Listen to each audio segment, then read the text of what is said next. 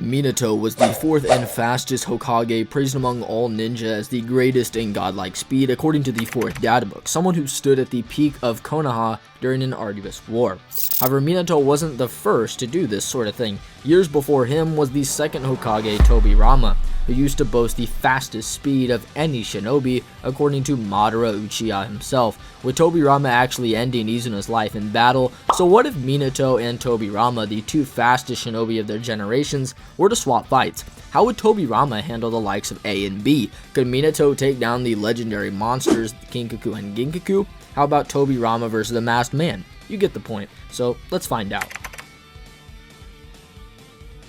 However, before immediately diving into this complicated discussion, one thing needs to be established, and that's exactly how do Tobirama and Minato relate in speed. In other words, who is faster? Now, since I have done videos on this question before, I'm not going to spend very long on it at all. While Minato is clearly the faster combatant and winner if they were to fight, Tobirama still has tons to offer in a jutsu setting, such as monstrous water style, tandem paper bombs, things like this, and unlike Minato, we don't know how much he progresses through the series, so he might even be faster than earlier forms of Minato. Firstly, just following the Hokage's reintroductions, they would all set out using body flicker from the Hokage rock, and Minato would actually blitz all three other Hokage to the battlefield, prompting Hiruzen to note that Minato is as fast as ever, and more importantly, Tobirama to actually state that Minato has an even faster body flicker than himself, where he'd also recognize how Minato has already placed all of his marked kunai in readied locations, stating that Minato is quick at striking too, implying a conjunction between Minato's superior body flicker and striking speed. But this is a lowball, because Tobirama actually isn't aware of what Minato also did prior, and him actually teleporting away a Ten Tails Biju Bomb and outspeeding his own flying rising timer at the end of chapter 630 and beginning of chapter 631, where he teleports to a kunai that's being placed on the mainland with motion lines indicating it piercing the ground and arriving in that moment. Minato then appears, asking Naruto if he was late and to brace for an impending explosion due to the Biju Bomb still being on the mainland until after Minato lands there. Then it continues to wreak havoc until it then teleports to another previously placed marked kunai on a small rock off the mainland that had to have been placed prior to Minato arriving at the mainland. Therefore, Minato teleported to the bomb first, then appeared to the mainland, then the bomb hence relocated. So Minato actually does blitz his own flying rising timer. Now, the reason why this is so important is it actually confirms the idea of a time frame innately being there in the first place, as it is just high speed movement. But why do I say this? I thought the FTG is pure teleportation. No? Well, not exactly. The flying rising is a technique that's stated to be so fast it's not even comparable to body flicker, a near untraceable speed, and it's much closer to that of summoning jutsu, which are classified as space-time ninjutsu, a set of high-level ninjutsu that surpass the concepts of space and distance. It allows one to move into a subspace and appear at a specific location. As when discussing a variant of the flying rising, the 4 data book notes that essentially to transport any object into a space, it basically has to crack the space-time barrier in midair, and this transport wording is also highly consistent through the manga as well, which all points to movement being involved, as every single time Minato names it in the Obito battle, he states transport instead of teleport, as does Obito, his student, during that fight as well. Tobirama, the creator of the jutsu, states that his clone's flying rising is too slow, which furthers the notion of this being a pure ultra high speed movement, like both the second fan book and 1 Decade 100 Ninja Guide also suggest, rather than it being an instantaneous relocation technique. And this is very important for how they relate in speed, but anyway, back to it. Now, while it is stated by the second fan book to be a high speed combat technique, this level is so fast it's beyond perception, like heat. Similarly to how the second data book states is not even comparable to body flicker. The technique at its core is simply either Tobirama or Minato opening up a subspace beyond space and time akin to that of a wormhole, which is a hypothetical topological feature in space-time that would hypothetically open a shortcut, much like a tunnel with 2 ends each at separate points at a longer traceable distance in the space-time than that which is in the tunnel. A way to simplify it, and a way you might be able to understand this a bit better, would be to suppose that there are 2 markings on opposite sides of a piece of paper. Rather than traveling the full distance from one marking to another, the FTG allows for a folding of the paper, and then you would then have to travel the distance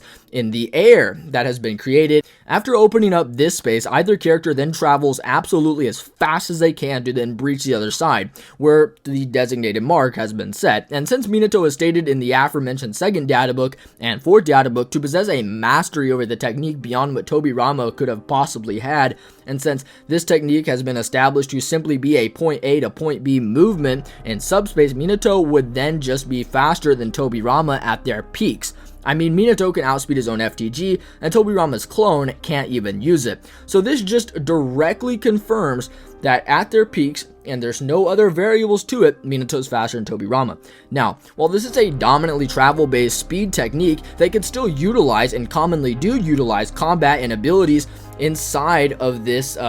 subspace. Like how Minato can form Rasengans and kunai slashes from inside the subspace. He can even rotate his body. So yes, their combat speeds would also scale to this directly. So Minato is just faster than Tobirama whilst Hokage. If you were to analyze the work, you'd also know that while yes, Tobirama does lead a squad against Obito consisting of EMS Sasuke, KCM 1.5 Naruto, and a dazed KCM Minato, he is still superior to all three of them. But the problem is Sasuke, who is slightly faster than, but albeit relative to Naruto, can react to Tobirama's techniques and perform similar feats, such as whenever he puts up his Susanoo and reacting to Tobirama's body flicker, or when he puts up a Susanoo and reacting to unstable Obito, which Tobirama can also do. And while the scaling above this KCM 1.5 Naruto is really impressive, Minato is actually capable of blitzing around the full Nine Tails, which is just a chakra beam that would be faster than the leftover half sealed into Naruto, and hence his KCM2 avatar as well. Minato, in battling Kurama, can use Body Flicker and Flying Rising to completely blitz his combat speed and save Kushina.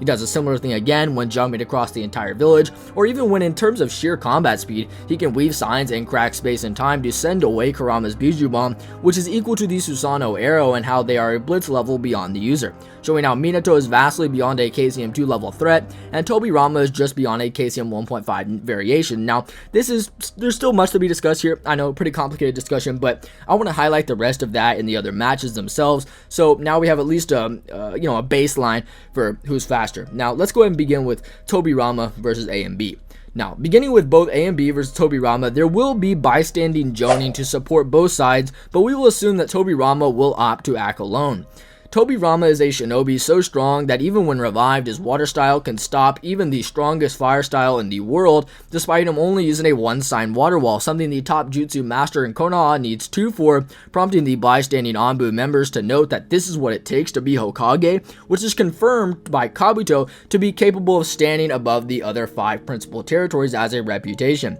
which Hiruzen does, as stated 3 times in the first fan book alone, which also does place him directly above both A and B, as A is the title given to the strongest in the village, and A has been stated to be next in line for the title of Raikage, and has been shown the Raikage duties such as where and how to access the ceiling gourd for the Eight Tails. The second data book actually remarks that Tobirama used to take pride in his speed and water style, which actually struck fear into shinobi of Konoha, which shouldn't shock you, as this Tobirama is stated to have boasted the fastest speed of any shinobi by Madara, which has a couple interpretations, but the most concrete would be him scaling above everyone during the era following Hashirama, as implied by Danzo, and above or relative to both Madara and Hashirama in combat speed without their higher abilities and forms like the Wood Style and Susanoo. And while yes, Tobirama can combo attack easily with base Hashirama, he does still get outsped by Hashirama's branches and Madara's forearm Susanoo, but regardless, this does still speak wonders for Tobirama and what he could accomplish against A and B. If you're being generous to A, you could place him relative to a KCM1 Naruto, as the 4th data book does state that he boasts a godlike speed, not inferior to the Yellow Flash, which is a Jonin Minato, as he could also overtake even Naruto in his QB Chakra mode. Now, the reason for this diction and what it actually does imply, it seems to be referencing the growth that A has achieved since his time as a Jonin, taking on the role of Raikage, as the 4th data book states that he trains every day in his free time, which is shown in his introduction, similarly to B. So both fighters would be below KCM1 Naruto to an unknown degree, but Tobirama, on the other hand, should scale above a KCM 1.5 Naruto. Now, while we did say that Tobirama can scale to Madara and Hashirama to KCM 2 level threats, KCM 1.5 can still react to Edo Madara's fire style alongside Obito's bomb blast dance from substantial distances, so Tobirama should be much faster than either A and B. However, to their advantage, Tobirama doesn't blitz the opponent off start like Minato does, although that doesn't mean he isn't quick to react, as in the Obito battle he is shown immediately getting ran through by where it's then revealed that numerous bombs have been placed on Obito, which he could have done in only one of two ways. The first would be that Tobirama had pre-marked the paper substance that he actually had in his body, or that the body was formulated with, and then Obito simply ran into those bombs, which could be indicated as the kanji on the bombs has this box piece, and there is a tiny piece of paper with an unfinished piece of kanji right here. The other option would be the one that I'd favor more, and that would just be that he raised an arm and fired them out like he does with the tandem, despite the tags being different, because his center of mass doesn't change, as he and Hashirama both bounce in the same manner, meaning he couldn't have placed the lower bombs by hand. Either way, Tobirama reacted to Obito with at least an arm, but couldn't fully evade, something old Hiruzen also does while revived, but you get the point, as A does full speed blast as an opening move, and since he was,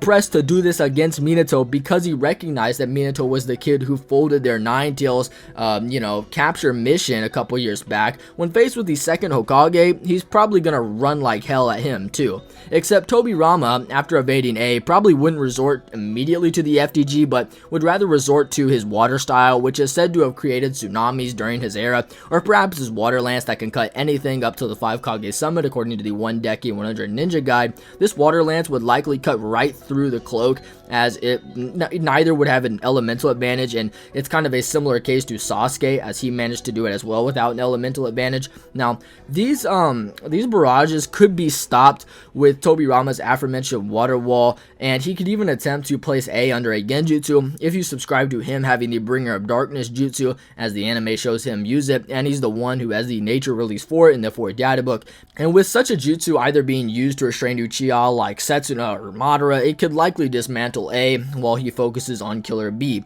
Now, Tobirama should also just be able to chop up A with a regular kunai like Minato did, as he was confident in doing it to Rinnegan Madara, but I digress. Tobirama does have more ways to win this matchup than either A and B does, but except he's also much faster than both of them, so Tobirama wins like 9 out of 10 times. Now, next up we have Izuna versus Minato, and Izuna, according to the 4th data book, was gifted in swordsmanship and classed with Tobirama Senju on multiple battlefields, showing skill equal to that of the second Hokage, who would later become his rival. Izuna is said to possess power second only to Madara, the leader of his clan, similarly to how Tobirama was second only to Hashirama, the leader of the Senju clan. And while Tobirama did kill Izuna rather early on into their life, you could actually make the case that Tobirama was so close to Izuna but only really managed to overcome him through the Flying Rising, which he might not have even intended to use to kill Izuna, as his blade is actually turned the wrong way, which is why the anime highlights more so than the manga a sense of shock when Izuna actually dies. And the anime also does have his fire style being relative to Tobirama's water style Water Dragon after stunning him with Genjutsu and sending him flying with Taijutsu strikes. Tobirama's Water Dragon is also capable of being relative to the likes of Hiruzen's Mud style when revived, and the anime profile guides make note about a certain level of mastery and understanding that Hiruzen has over the mud itself and its properties. So yeah, Izuna definitely does have some high ends, just being potentially beyond Tobirama, and even close to the old man Hiruzen who Tobirama fought when revived, and if you're being generous, but he was merely caught off guard. However, in the face of Minato, this generous interpretation falls on a couple fronts. Minato is stated in the 4th data book to have brought countless weaker platoons to victory in the 3rd Great Ninja War, hence to why the Konoha Shinobi wouldn't rather have anyone else in their corner, as when we cut to the exemplary flashback in Kakashi Gaiden, we see that Minato arrives to the battlefield of over 50 stone shinobi to just a few Konoha shinobi, and Minato tells them just to lay his kunai out and proceeds to dismantle them in a blink of an eye. So no wonder Iwagakure placed a flee on site order for Minato, which other nations might have done as well. It also would be this dominance that Minato would be chosen for Hokage, despite Hiruzen being stated to be loved by everyone in Konoha, and still being strong enough that he'd be confident in taking on the full Nine Tails and stand above every Kage in the world at that time,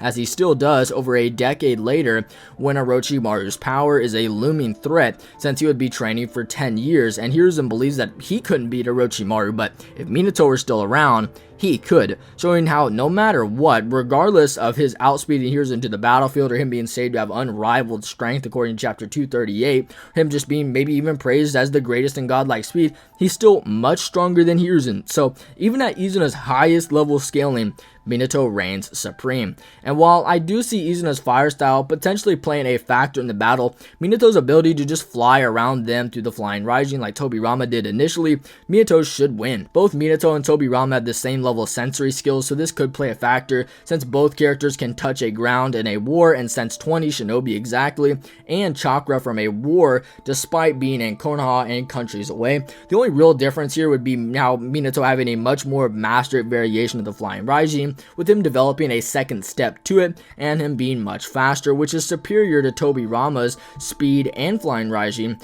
where Minato could then exit the subspace with Rasengans and jutsu like this, maybe just kunai. So yeah, it's gonna be pretty bad for Izuna. So Minato wins 10 out of 10 times. Digressing to our next match of Tobirama versus the Masked Man. This is a match I recently just covered in another video that will be linked in the description, but for those who haven't listened to that, I'll go back over it briefly, at least, just because it's a pretty interesting battle. Firstly, countering Obito's abilities, namely Kamui, shouldn't be impossible, as he was able to develop Konoha through both his and Hashirama's era. The second databook notes on Hiruzen's page that the third made an effort to develop Konoha, the village, that the first and second made, which attributes the village's formation being fruits of both Hashirama and Tobirama's efforts, befitting for how the other praised regarding his political acumen that guided Konoha's diplomacy through even Hashirama's era. Through his guidance on how the Bijou should be distributed in combat, Lord Second was able to literally lead a squad of the best to face a shinobi god. So it's very much possible that he could easily understand and develop a counter strategy for Kamui, something just through something in his arsenal. Konan does it with bomb explosion timers, Fu does it with poisonous beetles, Minato does it with speed, and while none of these are readily apparent options for Tobirama, seeing as both Tobirama and Yellow Mask Obito should scale just beyond KCM 1 Naruto in KCM 1.5 Naruto, but under KCM 2 Naruto. Despite this, when discussing Kamui in matches where there isn't a severe speed advantage like in Minato's case, it makes finding adequate win cons like nearly impossible and forces them to be much more unique. And Obito should be able to lean on Kamui if any strategies of Tobirama are too much for him to handle, which may prove difficult as Obito can still press on the offense through techniques like the large-scale shuriken from the war, or even the Bijou suppression rods that can pierce Yuki's shoulder, which were originally located in Madara's cave, so Obito should still have access to those alongside his bomb blast dance and fire style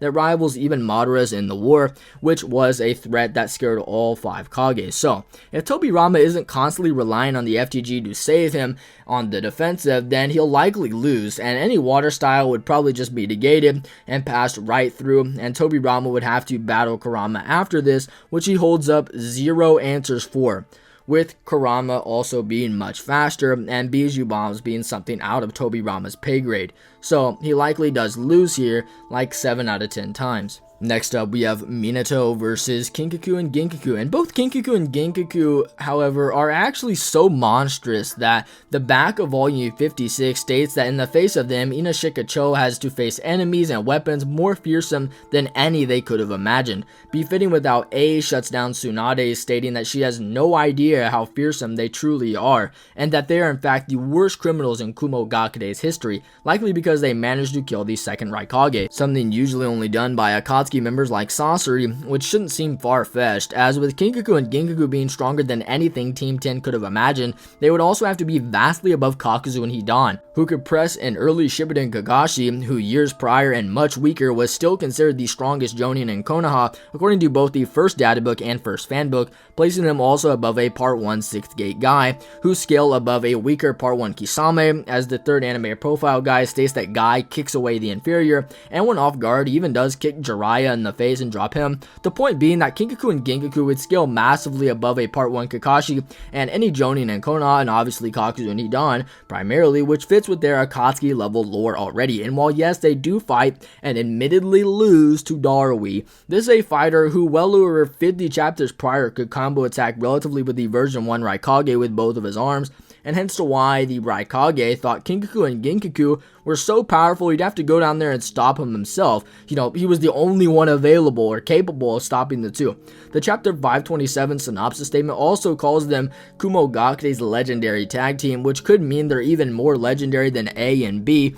but that's neither here nor there. Now, again, I do understand how Darui's laser circus could hit them point blank without them being able to really react to it and being in the air. This is the same laser circus that's relative to Gaara's sand and even Tamari's wind, which is actually called the greatest wind style in all of Tsunegakure. Regardless, while the tools could pose a threat to Minato and just, with any massive fire style or any other nature release blasted out from the Basoshin fan, as a collective, these tools are actually said to rival even the 5 Kage overall. It's still not a real threat. The real monster of the two and of all their weapons is Kinkaku after he transforms, which is so powerful that Kakuzu recognizes it along with Shikamaru, who just scoffs at the idea of having to fight someone who's so strong he once messed up the second Hokage. And while Kinkaku is a 1 in a million, he does have a version 2 cloak identical to that of both Kushina's and Naruto's. The chapter 528 synopsis statement outright refers to it as a tailed beast transformation. However, there are two interpretations for how strong he could be.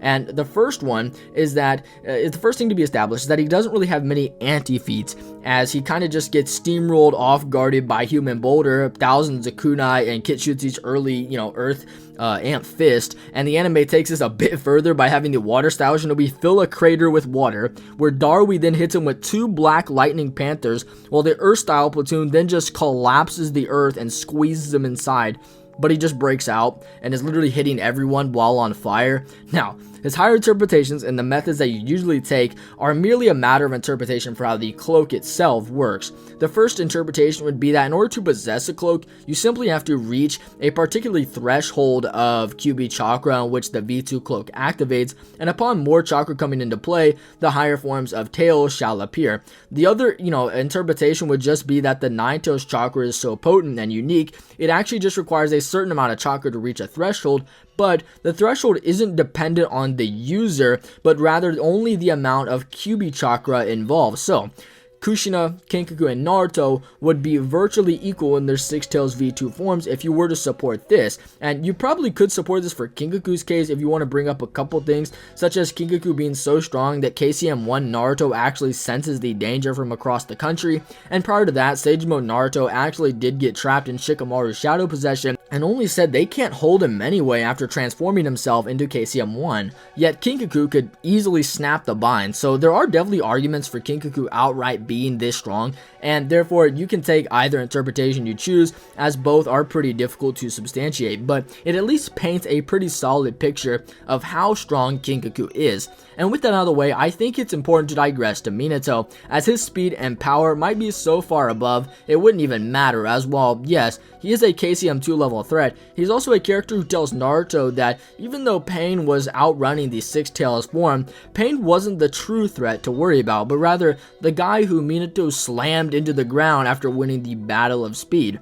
If Minato were to have trouble getting around Kinkaku and his massive tail and potential ability to use Bizu bombs, since he does have a Six Tails cloak, he should be able to sense where Kinkaku is at, as Naruto's sensing can easily locate him once again. However, hiding from Kinkaku if he relocates will be brief, as unlike either Naruto or Kushina, Kinkaku is fully conscious and acts tactically due to not actually having the downside of a tailed beast conscious inside of him. Now, if the Bijou bombs were to be at his disposal, then Minato shouldn't really have too much trouble dealing with them, as he can completely relocate a 10 Tails bomb without the guiding thunder, and with it, he's able to be confident in carefully redirecting multiple full 9 Tails Bijou bombs, leaving Minato with only 2 final options to put away their only hope and in Kinkaku, and it's that he could probably just blast through the V2 cloak with something like a Rasengan or simply seal him away. Both methods are, in my opinion, extremely viable, and yet both stem from the exact same scene in the Minato Gaiden one-shot, where Minato would be fatigued from hours of Rasengan training, wounded with a gaping hole in his chest, and poisoned from Kurama's chakra, yet would still manage to utilize his masterful sealing ninjutsu. Even after being brutally stabbed again, he still would enter Kushina's mental scape in a weaker state. Regardless though, he'd still clash with an overpowered overpower Kurama's Bijou Bomb, which is something made evident when analyzing how Minato is traversing forward with his arm fully extended, while Kurama's head and chin and neck is being pushed back drastically with the bomb, as well as also indicated by the struggle and tension lines on his chin and neck area. The bomb's potency usually gets pushed back for one primary reason: the bomb not being at full power due to Kushina's chains being in play and the bomb still forming. However, Kurama has never fired a bomb at its full capacity, and since it is composed properly, it would still remain as Kurama's ultimate Bijou technique, making it greater than his tail swipes that could whack away the other Bijou, and his bites and physical strikes that could even break Hashirama's wood dragon itself. More importantly though, it's also much larger than the one that Orochimaru stated was so dense that it would just kill him if he came into contact with it, something he notes after regenerating and reattaching his organs and arms. Therefore, the bomb is so dense it might just vaporize Orochimaru, and yet Minato, at the age of 15, while fatigued and deathly injured and poisoned, was able to completely clash with and overpower a much larger bomb than the one that could kill Orochimaru, and even the other bomb that Six Tails Naruto fired at Pain. So almost any single Bijou bomb used by Ginkaku could just be overpowered via a Rasengan, and therefore the Rasengan could also just overcome the hide's durability as well. However, what impressed Kurama wasn't the Rasengan, but instead what Minato used to stop his tail swipe: the tetragram seal. This seal is actually quite insane, and it sets a precedent for just the high ends of Minato's sealing jutsu, and why Ginkaku is probably a pretty easy task in terms of sealing him away, as the tetragram seal is a seal that's even more solid than Killer Bee's steel shell seal, something used to contain the entire Eight Tails, which previously was just rampaging all the time. Minato's usage of this seal and his ability to augment it in his own style actually does prompt Kurama to state that Minato is a most powerful shinobi, ranking alongside the first Hokage Hashirama. And while determining just what sealing jutsu Hashirama and his era may possess, it kind of might seem difficult at first, but we do just know from the 1 Decade 100 Ninja Guide that it confirms that he does have the scroll of seals, which is just a scroll in which the first Hokage sealed forbidden jutsu away, kept in the third Hokage's house. So it's just a set of Hashirama's sealed jutsu. The amount of jutsu could be calculated from where Minato tells Kushina he will train by himself, where she states that there are still tons of Uzumaki sealing jutsu left, which implies the initial assumption of they have practiced every single Uzumaki sealing jutsu could have been made, and she doesn't want Minato to think this, showing how Minato has many different ways to beat them up and seal or overpower them. But yeah, apologies if this section felt a little longer, but I did want to touch on Ginkaku and Ginkaku. Maybe they're perhaps a bit underrated, but regardless, Minato wins like 9 out of 10 times. But that's the video. What did you guys think? Do you think maybe Minato should beat up Ginkaku and Ginkaku, 10 out of 10 times? Maybe perhaps you think Tobirama should be capable of beating Obito? Either way, be sure to let me know in the comments section below. Be sure to subscribe, as it is greatly appreciated, and it helps my life out tremendously for it only being a tap button for you. But anyway, more importantly than all that, may God bless you all. Love you guys.